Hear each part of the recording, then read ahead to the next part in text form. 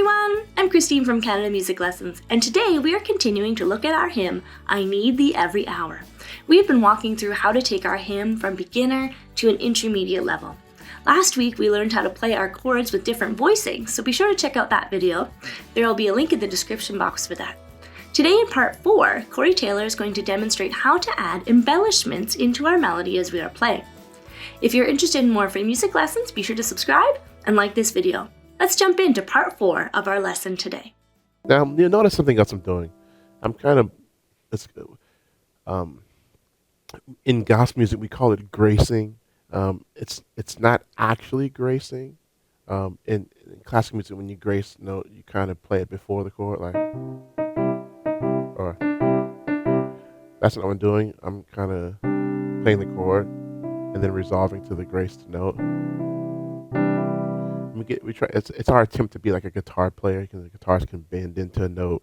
We can't though. So, and the note I love doing this to. There are a few notes I love doing it to. I love doing it to the third of the chord. So if I'm playing a C major chord, the third of it, 1, 2, 3 is E. I'm playing an F major chord, the third of it, 1, 2, is A. I'm playing a G major chord, the third is B. And so those notes I really love gracing in this case. And so what I do is I start a whole step lower. So instead of playing the E when I'm supposed to, I play the D and then later resolve to the E. So, so you hear it? Now I do my this kind of drop 2 kind of deal. What I mean by drop 2, I mean drop the second highest voice, which in a triad is the middle voice. So that's what we're doing. So I'm not going.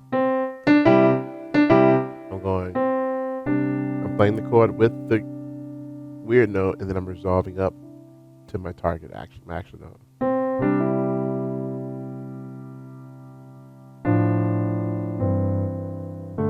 There it is. I did it again.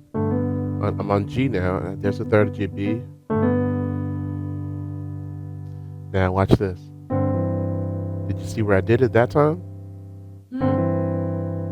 Did it down here. That's the third of my chord. I'm back to C major, right? And the third is down there. So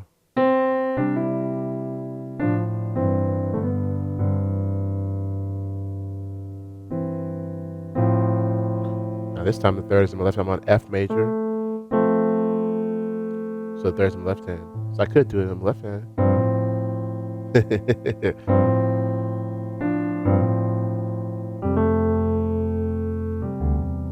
Now we're getting a little low now.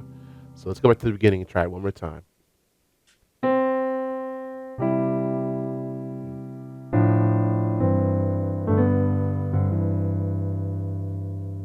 One more time. I'll do the first one.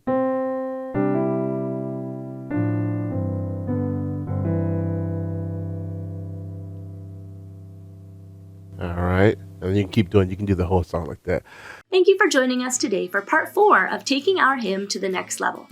I want to thank Corey for that wonderful lesson showing us how to add in some embellishments to our melody. This will help bring some interest into our songs as we are playing. Leave us a comment about what you learned today and what you're going to be working on this week. Be sure to check out part 5 next week, as there are still lots of good stuff to come on this hymn. If you have not already done so, be sure to hit the like button and the bell notification so you get notified when new videos are released. Also, be sure to check out Corey's channel at Skilled Musician and download the free PDF he has provided down in the description box below. And remember, if you're looking for high-quality online music lessons, be sure to check out our website at CanadaMusicLessons.com. We teach a variety of instruments to all ages. Thank you, and stay musical!